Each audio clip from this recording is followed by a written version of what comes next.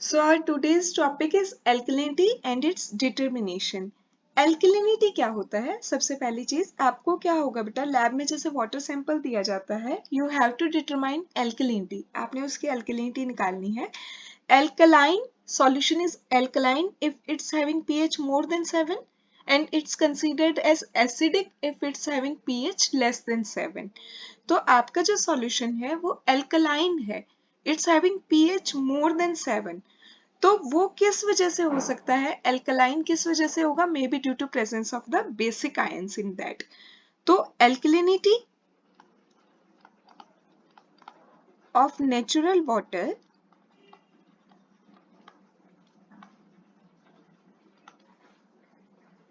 is due to presence of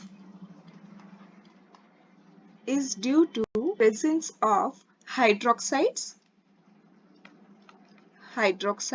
that is OH negative होता है hydroxides,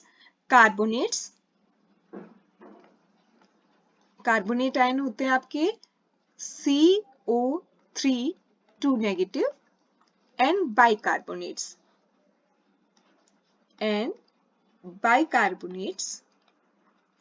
bicarbonate is HCO3 negative ion of calcium and magnesium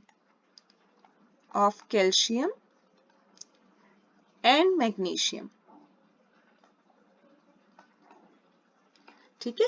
तो ये आपको कहता है कि अगर आपका जो वाटर सैंपल है, जो आपके पास पानी है, इनमें से अगर उसमें कोई भी नेगेटिव आयन है, OH नेगेटिव, कार्बोनेट या बाइकार्बोनेट, तो आपका जो पानी होगा वो एल्कलाइन होगा. उसकी जो pH है that would be greater than 7. Alkalinity जो है, तो अब आप ये कंसीडर कर सकते हैं कि alkalinity of water may be considered alkalinity जो है that is mainly due to hydroxide है. अगर पानी के अंदर तो पानी एल्कलाइन होगा, OH नेगेटिव आयन अगर है तो. कार्बोनेट अगर है, CO3 2 नेगेटिव, या बाइकार्बोनेट अगर है,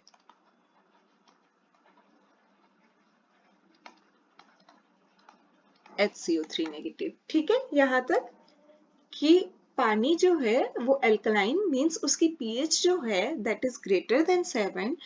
अगर उसके अंदर कोई भी नेगेटिव आयंस है, प्राइमरीली जो हम कंसीडर करके चलते हैं, नेगेटिव आयन कौन से हो सकते हैं पानी के अंदर? हाइड्रोक्साइड हो सकता है, कार्बोनेट हो सकता है, बाइकार्बोनेट हो सकता है. अब आपने क्या करना है, जब आप प्रैक्टिकल परफॉर्म करेंगे तो आपने कैलकुलेट करना है, ठीक है, mg पर लीटर में या पार्ट्स पर मिलियन में, कि कितनी एल्कलिनिटी है पानी के अंदर, मतलब इनकी कितनी कंसेंट्रेशन है पानी के अंदर, स्ट्रेंथ कितनी है.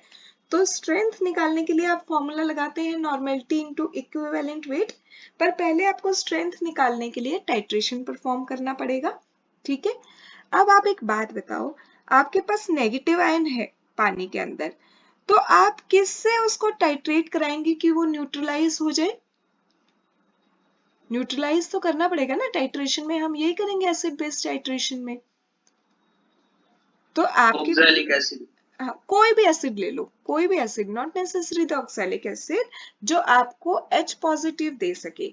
और H पॉजिटिव जनरली हम इसमें क्या करेंगे कि हम कोई भी स्ट्रॉन्ग एसिड लेते हैं, HCl और H2SO4.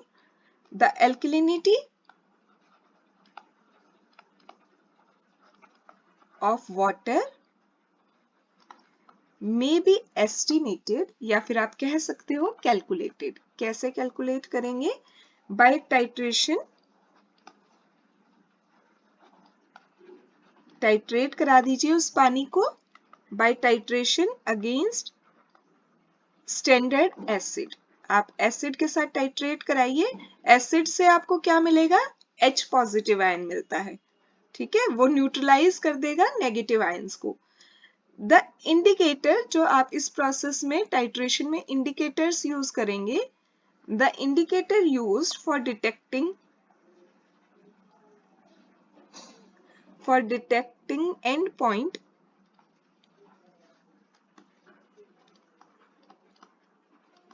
आर, कौन कौन से इंडिकेटर यूज करेंगे आप? एक तो आप यूज करेंगे फिनोफ्थलीन और एक आप यूज करेंगे मिथाइल ऑरेंज। दो इंडिकेटर यूज होते हैं इसमें। तो जब भी आपसे वाइवा पूछा जाएगा एक क्वेश्चन तो वो यही पूछेगा ही पूछेगा कि एल्केलिनिटी जब आपने डिटरमाइन की तो आपने कौन कौन सा इंडिकेटर यूज किया था। ठीक है, अब देखिए हम आगे प्रोसीड करते हैं। आपके पास पानी में एल्कलाइन वाटर के अंदर OH नेगेटिव आयन है, कार्बोनेट भी हो सकता है और बाइकार्बोनेट भी हो सकता है। ठीक है, अब आपने क्या किया, इसकी एसिड के साथ आपने टाइट्रेशन कराई। मींस आपने ब्यूरेट के अंदर पहले आपने क्या किया, आपने कोई भी फ्लास्क या बीकर लिया, उसमें आपने एल्कलाइन वाटर ले लिया। एल्कलाइन वाटर के अंदर आपके पास OH नेगेटिव आयन हो सकता था, कार्बोनेट हो सकता था, बाइकार्बोनेट हो सकता था। इसमें आप जैसे ही फिनोफ्थलीन इंडिकेटर डालेंगे बेस के अंदर तो सॉल्यूशन जो है पिंक कलर का हो जाएगा। अब आपने ब्यूरेट में क्या करना है, ब्यूरेट में आप एसिड भर लीजिए, उसके साथ वो टाइट्रेट कराना शुरू कीजिए by adding drop by drop to the alkaline water. अब एसिड जो है आपके पास, एसिड आपको पता है कि H पॉजिटिव प्रोटॉन डोनर होते हैं, तो एसिड से आपको H पॉजिटिव मिला, पानी के अंदर क्या था OH नेगेटिव, एसिड से क्या मिला H पॉजिटिव, दोनों कंबाइन करके क्या बनाएंगे न्यूट्रल वाटर। ऐसे ही अगर आपके पानी के अंदर सपोज कीजिए आप कार्बोनेट है, तो कार्बोनेट के अंदर जब आप H पॉजिटिव डालेंगे तो आपको क्या मिलेगा H, और यहाँ क्या है CO3, यहाँ पे देखिए -2 चार्ज है, यहाँ पे +1 चार्ज है, तो न्यूट्रलाइज जब करेगा तो -1 बच जाएगा। बाइकार्बोनेट, बाइकार्बोनेट में आप अगर फिर से H पॉजिटिव डालते हैं तो आपको क्या मिलेगा, यहाँ पे H दो आपके पास H है, H2, एक यहाँ से ऑक्सीजन वाटर और क्या बच गया CO2। यहाँ पे +1 चार्ज था, यहाँ पे -1 चार्ज था, तो न्यूट्रल प्रोडक्ट बन गए हमारे पास, न्यूट्रलाइजेशन हो गई। ठीक है, इतना कि अगर आपके पास पानी में OH नेगेटिव आयन है तो उनमें जब आप एसिड डालेंगे तो वो न्यूट्रलाइज हो जाएंगे इनटू वाटर। अगर आपके पास कार्बोनेट आयन है पानी के अंदर तो उसमें अगर आप एसिड डालते हैं तो बाइकार्बोनेट बनता है। बाइकार्बोनेट में अगर आप एसिड डालेंगे तो वाटर और CO2 रिलीज हो जाएगी। ठीक है, यहां तक किसी को कोई क्वेरी है?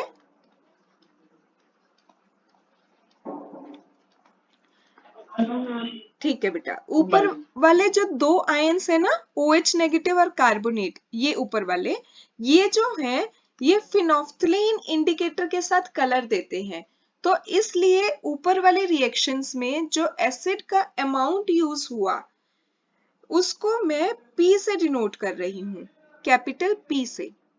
ठीक है, ये चीज ध्यान रखिएगा कि इन दो रिएक्शन में इन आयंस को OH नेगेटिव को और कार्बोनेट को न्यूट्रलाइज करने के लिए जो एसिड का अमाउंट यूज हो रहा है, वॉल्यूम ऑफ एसिड यूज्ड, उसको मैं P से डिनोट कर रही हूँ, और टोटल तीनों रिएक्शन में शुरू से एंड तक जो अमाउंट ऑफ एसिड यूज हो रहा है उसको मैं कैपिटल M से डिनोट कर रही हूँ। ठीक है, इतना अमाउंट ऑफ एसिड यूज्ड। अब ये कहता है कि कुछ कंडीशंस हैं आपके पास। देखिए, अगर कंडीशन है थ्योरी, अब ये समझनी बहुत जरूरी है, अगर ये कहता है कि P की वैल्यू 0 है, if P is equal to 0, तो पानी में कौन से आयन होने चाहिए? Any idea?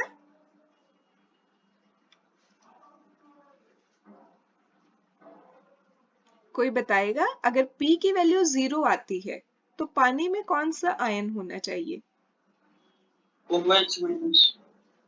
OH ions. Okay बेटा, देखिए एक बात से बचने की कोशिश कीजिए। ये कह रहा है कि फर्स्ट रिएक्शन में और सेकंड रिएक्शन में जो अमाउंट एसिड का यूज हुआ उसको मैं P से डिनोट कर रही हूं। अगर P की वैल्यू 0 है 0 है तो इसका मतलब पानी के अंदर OH नेगेटिव और कार्बोनेट है ही नहीं। अगर इनमें से कोई भी आयन पानी के अंदर होता तो उसको न्यूट्रलाइज करने के लिए चाहे एसिड की एक ड्रॉप यूज होती, पर होती तो जरूर, है ना। तो P की वैल्यू 0 नहीं आ सकती थी, क्योंकि P क्या है कि इन दोनों आयंस को न्यूट्रलाइज करने के लिए जो आपने एसिड का अमाउंट यूज किया, तो एसिड का अमाउंट अगर आप कह रहे हो कि आपने 0 अमाउंट यूज किया है, 0 अमाउंट यूज किया है, तो इसका मतलब पानी के अंदर both OH negative and carbonate are absent, ये दोनों एब्सेंट हैं। अगर इनमें से कोई भी एक आयन प्रेजेंट होता तो उसको न्यूट्रलाइज करने के लिए चाहे 0.1 ml मतलब एक ड्रॉप यूज होता, पर होता जरूर। ठीक है, यहां तक समझ आई बात कि ये दोनों क्यों नहीं हो सकते अगर P की वैल्यू 0 है तो। Yes ma'am.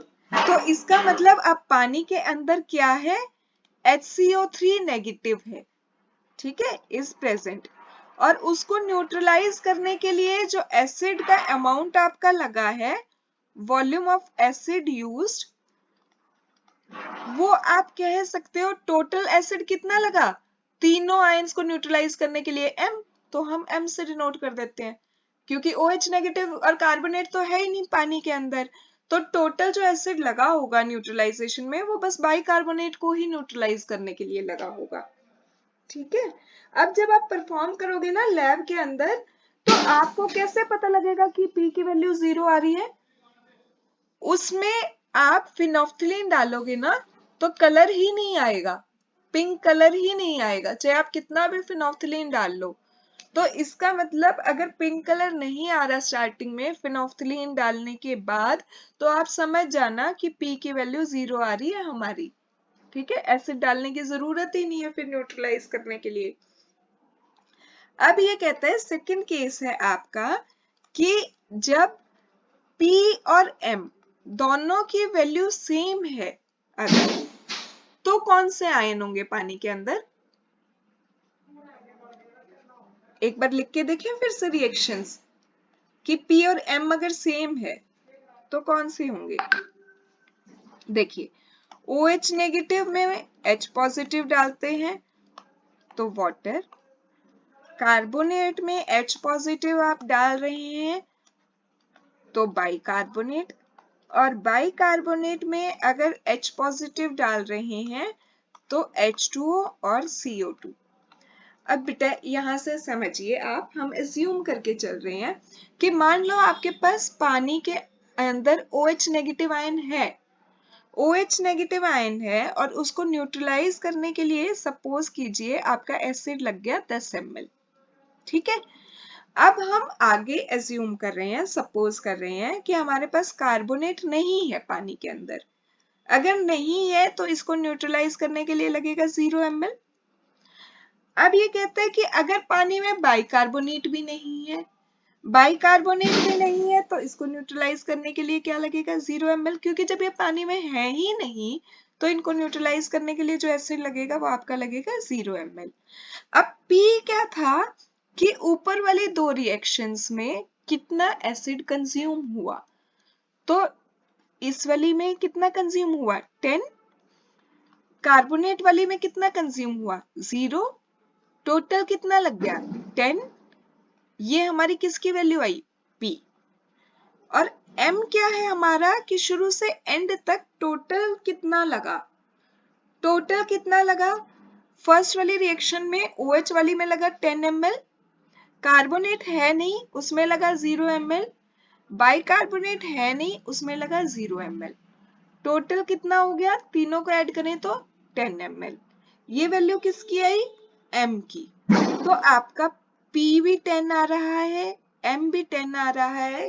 कब आ रहा है, जब पानी में only OH negative is present और उसको न्यूट्रलाइज करने के लिए वॉल्यूम ऑफ एसिड जो आपने यूज किया, वॉल्यूम ऑफ एसिड यूज्ड, उसको या P से डिनोट कर लो या M से डिनोट कर लो, एक ही बात है, क्योंकि P की भी वैल्यू सेम आ रही है और M की भी वैल्यू सेम आ रही है। यहां तक समझ आया।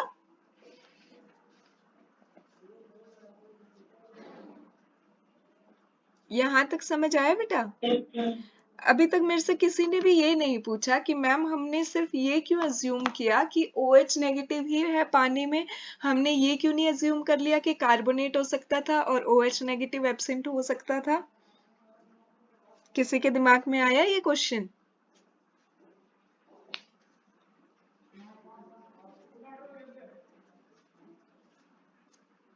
है क्वेरी या नहीं है ये क्वेरी, पहले तो ये बताओ।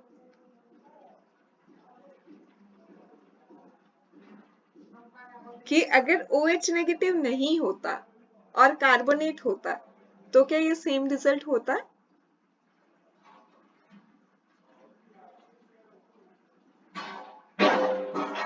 चलिए वो भी देखते हैं। देखिए थर्ड केस ये कहता है if P is equal to half M. अब इस केस में आपने मान लिया कि आपके पास OH नेगेटिव नहीं है, पानी में नहीं है, तो इसको न्यूट्रलाइज करने के लिए 0 ml। अब अगर कार्बोनेट है, जो मैं पिछले वाले केस में कह रही थी, मान लो पानी के अंदर कार्बोनेट है और OH नेगेटिव नहीं है, तो कार्बोनेट को न्यूट्रलाइज करने के लिए लग गया आपका 10 ml एसिड इज कंज्यूम्ड।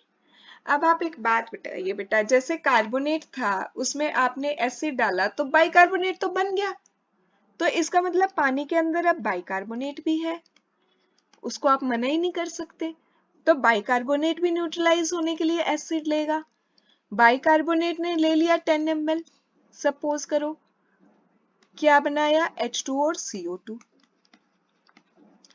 ठीक है, कार्बोनेट में जैसे ही आप एसिड डालोगे बाइकार्बोनेट बन जाएगा, तो पानी के अंदर बाइकार्बोनेट भी होगा इस केस में, अगर आप कार्बोनेट की बात कर रहे हो तो। अब जो है volume of acid used in above two reactions, P की वैल्यू क्या आएगी इस केस में? 10 10 बेटा, ये 0 था, ये 0 था, ये 10। P है ऊपर वाली दो रिएक्शंस में कितना एसिड लगा, OH नेगेटिव वाली में और कार्बोनेट में। ठीक है, 10 आ रही है P की। 20 शुरू से एंड तक कितना लगा, शुरू से एंड तक इस रिएक्शन में आपका लगा 0 ml, इस रिएक्शन में आपका लगा 10 ml, और फिर बाइकार्बोनेट को भी न्यूट्रलाइज करने में लगा 10 ml, तो M कितना हो गया आपका 20। तो इस केस में देखिए P की आ रही है आपकी वैल्यू 10, M की आ रही है 20, तो P जो आ रहा है ना वो M का that is half of M है ना। ये कब आ रहा है, जब पानी के अंदर इनिशियली आपके पास सिर्फ कार्बोनेट प्रेजेंट था, तो P is equal to half M हो जाता है। और वो जो बाइकार्बोनेट बना ना बेटा, वो तो कार्बोनेट में एसिड डालने से बना है, वो शुरू में नहीं था पानी के अंदर। तो आप इनिशियली नहीं कह सकते कि इनिशियली पानी के अंदर कार्बोनेट और बाइकार्बोनेट दोनों थे। इनिशियली आप कहेंगे कि पानी के अंदर जब सिर्फ कार्बोनेट होता है तो जितना एसिड P में लगता है M में उससे दुगना लगता है, ट्वाइस।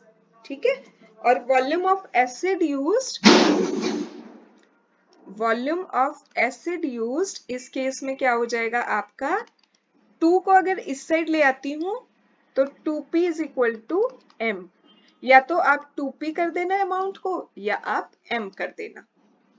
ठीक है, अब फोर्थ, अब हमने इंडिविजुअल केसेस पढ़ लिए, यहां तक आपने देखा हो तो कि जब आपकी P की वैल्यू 0 आती है तो पानी में सिर्फ बाइकार्बोनेट होता है। ठीक है, जब P की वैल्यू M आती है तो इसका मतलब पानी में OH नेगेटिव आयन होता है।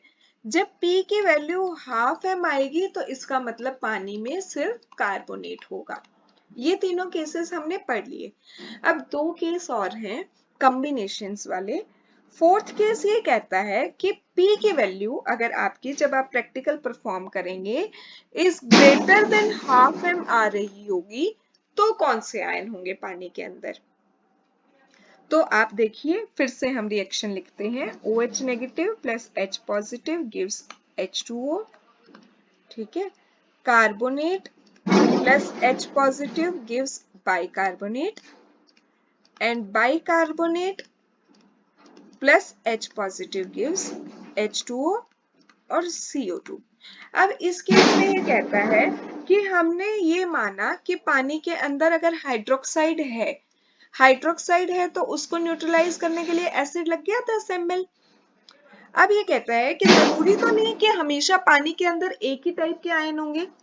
अगर पानी के अंदर OH के साथ साथ कार्बोनेट भी प्रेजेंट है, दोनों आयन प्रेजेंट है, तो उसको न्यूट्रलाइज करने के लिए फिर से आपका एसिड लगेगा 10 ml।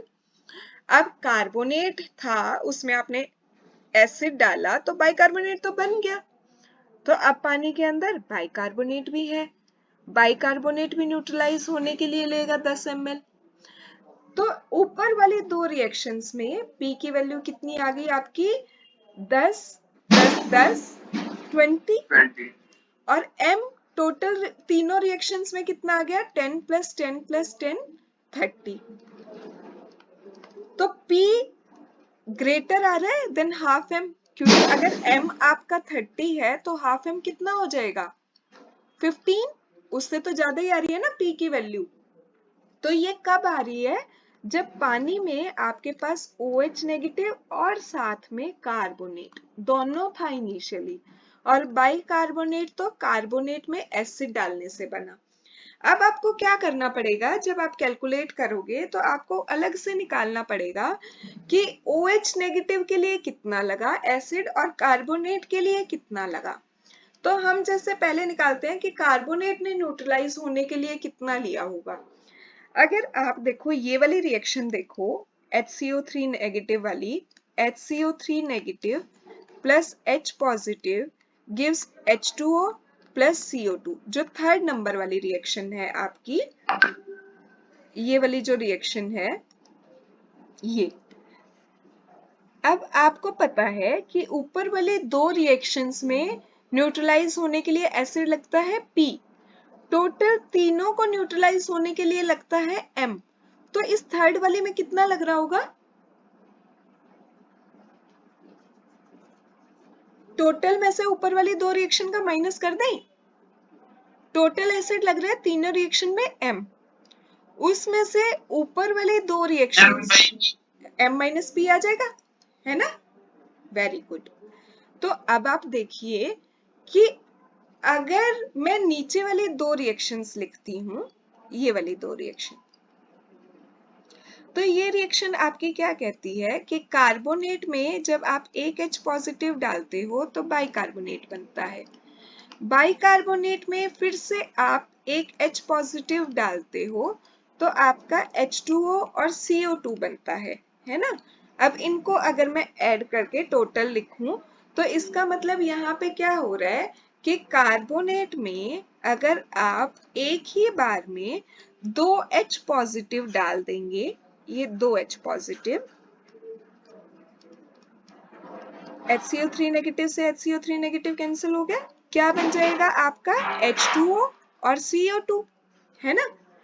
तो सिंपल सी बात है, वैसे भी देखो आप अगर कार्बोनेट में दो H पॉजिटिव डालते हैं तो यहाँ पे -2 चार्ज है, यहाँ पे अब 2 × +1 +2 चार्ज हो गया, चार्ज भी बैलेंस हो गया, यहाँ पे 2H है H2 और यहाँ पे ऑक्सीजन H2O और CO2 भी बन गया। तो अब देखो इस रिएक्शन को और इस रिएक्शन को बेटा आप कंपेयर करो एक बार। बाइकार्बोनेट में जब हम एक H पॉजिटिव डालते हैं तो हमारा H2 और CO2 बनता है, अगर कार्बोनेट में हम दो H पॉजिटिव डालते हैं तो हमें वही प्रोडक्ट मिल रहा है H2O और CO2। इसका मतलब इस रिएक्शन में अगर 1 मोल H पॉजिटिव का यूज हुआ है तो इस रिएक्शन में कंप्लीट न्यूट्रलाइजेशन के लिए 2 मोल यूज हुए हैं।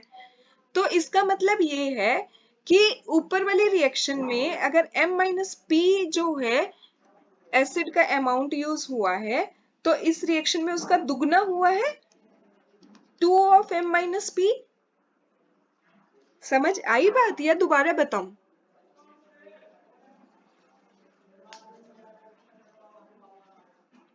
समझ आई बेटा? देखो ये कहता है, ये वाली रिएक्शन समझ आ गई थी आपको कि बाइकार्बोनेट में जब आप एक H पॉजिटिव डालते हैं तो H2 और CO2 बनता है। तो इस रिएक्शन का जब आप अमाउंट निकालोगे कि इस रिएक्शन को न्यूट्रलाइज करने के लिए कितना एसिड लगा, तो टोटल तीनों रिएक्शंस में आपका लग रहा है m अमाउंट, है ना, और ऊपर वाले दो रिएक्शन में लग रहा है p, तो इस रिएक्शन के लिए कितना आ जाएगा m माइनस p। ये तो आ गया समझ। अब जो आपकी ये वाली जो दो रिएक्शंस है ना, नीचे वाली जो दो रिएक्शंस हैं, देखो ये वाली जो दो रिएक्शंस हैं, कार्बोनेट वाली और इससे नीचे बाइकार्बोनेट वाली, ये मैंने लिखी, कार्बोनेट वाली और बाइकार्बोनेट वाली। ये कहता है कि जब आप कार्बोनेट में एक H पॉजिटिव डालते हैं तो आपका बाइकार्बोनेट बन जाता है। उसी बाइकार्बोनेट में बेटा फिर से एक H पॉजिटिव डालोगे तो H2 और CO2 बन जाएगा। दोनों रिएक्शंस को अगर आप ऐड करते हो तो यहाँ पे बाइकार्बोनेट से बाइकार्बोनेट तो कैंसिल हो गया, इधर क्या है आपका CO3 2 negative, CO3 2 negative, H positive plus H positive कितना हो गया 2H पॉजिटिव, 2H पॉजिटिव जब कंबाइन करेंगे तो न्यूट्रल H2O और CO2 बनाएंगे। ठीक है, तो हमारी ये रिएक्शन है कि अगर हमने एक ही स्टेप में कार्बोनेट से H2O और CO2 बनाना हो तो आप एक ही बार में 2H पॉजिटिव डाल दो। तो ये कहता है कि इस ऊपर वाले रिएक्शन में देखो कार्बोनेट से H2 और CO2 बनाने के लिए 1 मोल अगर H पॉजिटिव का लग रहा है तो बाइकार्बोनेट से वही H2 और CO2 बनाने के लिए 2 मोल लगते हैं, उसका दुगना लगता है। जितना इस रिएक्शन में लग रहा है उसका दुगना अमाउंट एसिड का इस रिएक्शन में लग रहा है। अगर इसमें M-P लग रहा था तो इसका मतलब इस रिएक्शन में उसका दुगना लग रहा है, ट्वाइस ऑफ M-P। तो कार्बोनेट को कंप्लीट न्यूट्रलाइज करने के लिए, मतलब कार्बोनेट से H2O और CO2 बनाने के लिए जो एसिड लगता है हमारा वो लगता है ट्वाइस ऑफ M-P। अब हमारे पास पानी में दो तरह के आयन थे, एक आपके पास था OH नेगेटिव, एक आपके पास था कार्बोनेट। कार्बोनेट के लिए आपने निकाल लिया कि एसिड लगता है 2M-P। दूसरा आयन है आपके पास OH नेगेटिव, OH नेगेटिव के लिए कितना लगेगा, टोटल शुरू से एंड तक सब न्यूट्रलाइज करने के लिए एसिड लगता है M टोटल। टोटल में से कार्बोनेट ने कितना लिया वो आप माइनस कर दो, कार्बोनेट ने लिया 2M-P, तो OH नेगेटिव जो है उसके लिए आएगा आपका M, इसको ओपन करके लिखेंगे तो ये क्या हो जाएगा 2M, और यहाँ माइनस माइनस प्लस हो जाएगा, 2P से भी मल्टीप्लाई होगा तो 2P, एक M से एक M यहाँ पे कैंसिल हो जाएगा आपका, एक M से देखिए एक M कैंसिल हो गया, बचा क्या आपके पास 2P माइनस M। तो इसका मतलब कार्बोनेट जो है कंप्लीट न्यूट्रलाइज होने के लिए एसिड ले रहा है 2M-P और OH नेगेटिव ले रहा है 2P माइनस M। ठीक है, बाकी रिकॉर्डिंग भी चल रही है इस एक्सप्लेनेशन की, मैं जल्दी ही आपकी क्लास में भेज दूंगी। और स्टिल कोई भी डाउट हो तो यू कैन व्हाट्सएप मी, ठीक है, I try to sort it out as soon as possible. अब इसके बाद हमारा लास्ट केस आता है कि when P is less than half M, तो उस केस में बेटा ये कहता है, देखिए OH नेगेटिव अगर मान लो आपके पास पानी में नहीं है इस बार, क्योंकि पिछले केस में हमने ले लिया कि OH नेगेटिव है, तो उसको न्यूट्रलाइज करने के लिए आ गया 0 ml। अब ये कहता है कि सपोज कीजिए आपके पास पानी में कार्बोनेट है, तो कार्बोनेट ने न्यूट्रलाइज होने के लिए एसिड लिया 10 ml। ठीक है, फिर ये कहता है कि अगर आपके पास पानी में कार्बोनेट था उसमें एसिड डाला बाइकार्बोनेट बन गया, तो ये वाला जो बाइकार्बोनेट बना, अब ये बाइकार्बोनेट भी न्यूट्रलाइज होने के लिए एसिड लेगा 10 ml, H2O plus CO2 10 ml। अब ये कहता है कि पानी में हमेशा ये जरूरी नहीं है कि आप कार्बोनेट के अंदर एसिड डालोगे और बाइकार्बोनेट बनेगा, पानी के अंदर शुरू से भी तो बाइकार्बोनेट प्रेजेंट हो सकता है। अगर शुरू से कोई बाइकार्बोनेट आयन प्रेजेंट है पानी के अंदर, ये ब्लू कलर से जो मैं दिखा रही हूँ ये है जो पहले से प्रेजेंट था, ये कार्बोनेट में एसिड डालने से नहीं बना, तो ये वाला भी तो लेगा 10 ml, इसने लिया 10 ml और ये न्यूट्रलाइज हो गया H2 और CO2 में। तो P क्या था, OH नेगेटिव और कार्बोनेट वाली ऊपर वाली दो रिएक्शन में कितना एसिड लगा, 0 प्लस 10 ml। M क्या है, टोटल कितना लगा, टोटल लगा 10 प्लस 10 प्लस 10 30। ये थी आपकी P की वैल्यू, M कितना आ रहा है 30।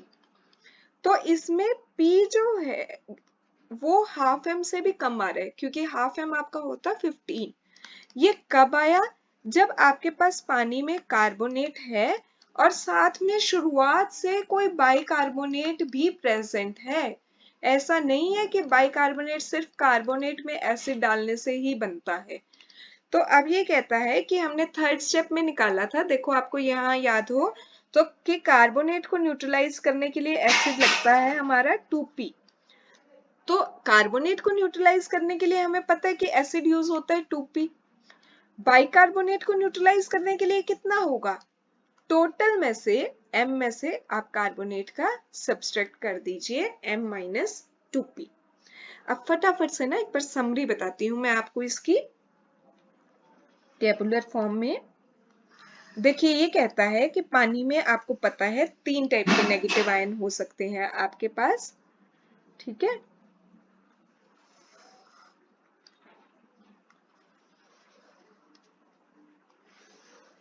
जो नेगेटिव आयंस हो सकते हैं वो आपके हो सकते हैं कि आपके पास OH नेगेटिव हो, कार्बोनेट हो और बाइकार्बोनेट हो। तो पहला केस हमने पढ़ा था जब P की वैल्यू 0 होती है।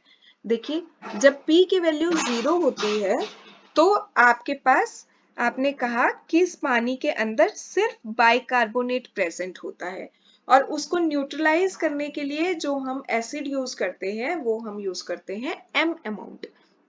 तो पानी के अंदर फर्स्ट केस में जब P की वैल्यू 0 है तो सिर्फ बाइकार्बोनेट प्रेजेंट होगा, उसको न्यूट्रलाइज करने के लिए जो एसिड लगेगा वो आप M से डिनोट कर रहे हो, और OH नेगेटिव और कार्बोनेट दोनों एब्सेंट होंगे।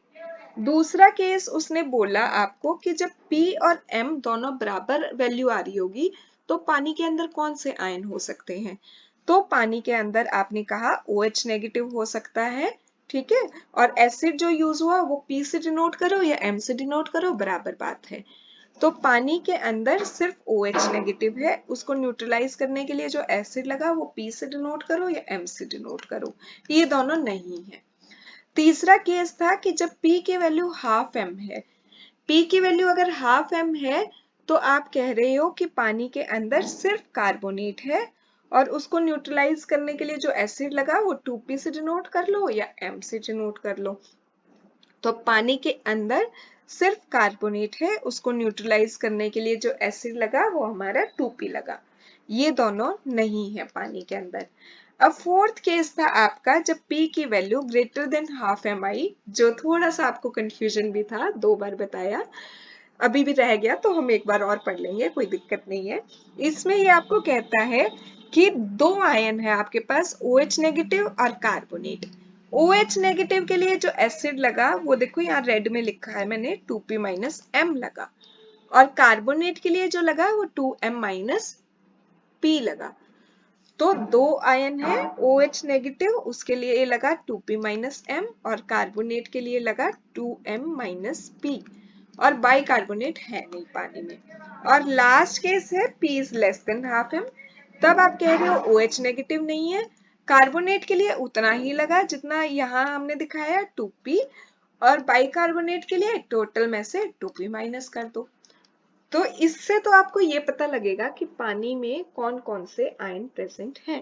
अब आप लैब में जब आप परफॉर्म करोगे प्रोसीजर तो आप क्या करोगे, आप पहले वाटर सैंपल ले लीजिए इन अ फ्लास्क, ठीक है। ये थोड़ा फ्लो चार्ट की फॉर्म में मैं फटाफट बताती हूँ। वाटर लेंगे फ्लास्क के अंदर, वाटर इन अ फ्लास्क, ठीक है, या फिर बीकर के अंदर भी ले सकते हो आप। इसमें आप क्या करेंगे, अब 20 ml ले लीजिएगा, इसके अंदर आप ऐड कीजिए 3 to 4 ड्रॉप फिनोफ्थलीन इंडिकेटर। जब आप फिनोफ्थलीन इंडिकेटर डालेंगे बेटा, तो अगर आपके पानी में OH नेगेटिव या कार्बोनेट कोई भी आयन होगा ना, तो याद रखना आपका सॉल्यूशन एकदम से पिंक कलर का हो जाएगा। अगर OH नेगेटिव या कार्बोनेट होगा पानी के अंदर, तो आपका सॉल्यूशन पिंक कलर का हो जाएगा। अब ये जो सॉल्यूशन पिंक कलर का हो गया, इसकी आप टाइट्रेशन कराएंगे किसके साथ? एसिड के साथ। एसिड आपने कहाँ लिया होगा? ब्यूरेट के अंदर। ब्यूरेट में टाइट्रेशन कराने से पहले जहां तक आपने एसिड भरा है, उसकी रीडिंग आप नोट कर लीजिएगा। वो होती है आपकी इनिशियल ब्यूरेट रीडिंग, IBR, मतलब इनिशियल ब्यूरेट रीडिंग, कि आपने यहां तक एसिड भरा था इनिशियली। ठीक है, आपने वो नोट कर लिया। उसके बाद आप क्या करेंगे, उस जो एसिड है वो आपने पिंक कलर के सॉल्यूशन में डाला, तब तक डालते रहिए जब तक कि पिंक कलर डिसअपियर नहीं हो जाता, टिल पिंक कलर डिसअपियर। जहां पे भी पिंक कलर डिसअपियर होगा ना, आप समझ जाना कि OH नेगेटिव पूरा आपका न्यूट्रलाइज हो चुका होगा। कार्बोनेट अगर पानी के अंदर होगा तो वो बाइकार्बोनेट में कन्वर्ट हो चुका होगा, मतलब ऊपर वाली जो 2 रिएक्शंस थी वो आपकी कंप्लीट हो चुकी होंगी। ठीक है, पर उस पानी में अभी बाइकार्बोनेट बाकी है, तो उस पानी को आपने फेंकना नहीं है। उसी पानी में अब दूसरा इंडिकेटर डालेंगे आप, methyl orange indicator. Methyl orange indicator. ठीक है, और एक और चीज, जहां पे ये पिंक कलर डिसअपियर हुआ था ना बेटा, वो ब्यूरेट की रीडिंग नोट कर लेना, वो आपकी P की वैल्यू होगी। This is the very important thing, कि आपकी ये जो रीडिंग आएगी ना, जहां पे पिंक कलर डिसअपियर होगा, ये आपकी P की वैल्यू होगी। जो अभी तक कहानी पढ़ते आए हम, P क्या है, M क्या है, ये आप जब परफॉर्म करेंगे तो जहां पे भी पिंक कलर डिसअपियर होगा वो आपकी P की वैल्यू होगी। ठीक है, अब जब आप मिथाइल ऑरेंज डालेंगे इसके अंदर, तो थोड़ा ना आपको येलोइश ऑरेंज कलर का सॉल्यूशन मिलेगा। अब आप उसमें फिर से जो आपने एसिड भर रखा है ब्यूरेट के अंदर, उसके साथ टाइट्रेट कराइए। कब तक टाइट्रेट कराएंगे आप? जब तक कि वो डीप रेडिश ऑरेंज नहीं हो जाता। जहां पे रेडिश ऑरेंज हो, वो रीडिंग आपने फिर से नोट करनी है। वो रीडिंग आपकी शुरू से एंड तक की जो रीडिंग आएगी वो आपकी M की वैल्यू देगी। ठीक है, यहाँ पे जहां पे रेडिश ऑरेंज आए वो रीडिंग आपने नोट करनी है। तो आप जब रीडिंग्स पुट करेंगे तो देखिए इस तरह से आपकी एक टेबल बनेगी। Serial number, initial burette reading, आपकी शुरू में जहां तक आपने एसिड भरा वो ब्यूरेट की रीडिंग क्या है, आपने वो देखनी है। फिर आप क्या करो, सॉल्यूशन के अंदर एसिड डालना शुरू करो। एसिड डालो जब तक कि पिंक कलर डिसअपियर नहीं होता।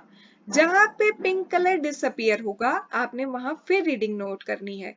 ब्यूरेट की आप रीडिंग लेंगे कब? जब आपका पिंक कलर डिसअपियर होगा। Pink colour disappears. डिसअपियर, ठीक है। ये मान लो आपकी ये जो थी, अगर x है, जो भी है, 0 तक भरा आपने, 1 तक भरा, 2 तक भरा, 3 तक भरा, जहां पे पिंक कलर डिसअपियर हुआ वो रीडिंग मान लो आपकी है y। तो y माइनस एक्स आपको क्या दे देगा? p की वैल्यू दे देगा। अब आपने फिर से एसिड ऐड करना है और ब्यूरेट की रीडिंग लेनी है आपने, जब तक कि कलर आपका रेडिश ऑरेंज नहीं हो जाता। रेडिश ऑरेंज नहीं हो जाता तब तक आपने रीडिंग लेनी है। ये रीडिंग सपोज कीजिए आपकी वैल्यू आ रही है Z की। ठीक है, तो आपका शुरू से एंड तक कितना एसिड लगा वो होता है आपका M की वैल्यू। तो Z से में से X माइनस कर दो, वो आपकी M की वैल्यू आएगी। तो यहाँ पे आप 2 कॉलम और बना सकते हो। एक में आप पुट करते जाना y माइनस एक्स, मतलब आपकी p की वैल्यू कितनी आ रही है, एक में आप पुट करते जाना कि z माइनस एक्स, शुरू से एंड तक कितना एसिड लगा वो आपकी m की वैल्यू आ रही है। तो आपके पास कंपैरेटिव आता जाएगा कि p कितना आ रहा है, m कितना आ रहा है। फिर आप इजीली ना रिलेशनशिप निकाल सकते हो कि p m के बराबर दिख रहा है आपको, या p की value approximately half of m आ रही है, या greater than half of m आ रही है। आपको इजी हो जाएगा कैलकुलेट करना।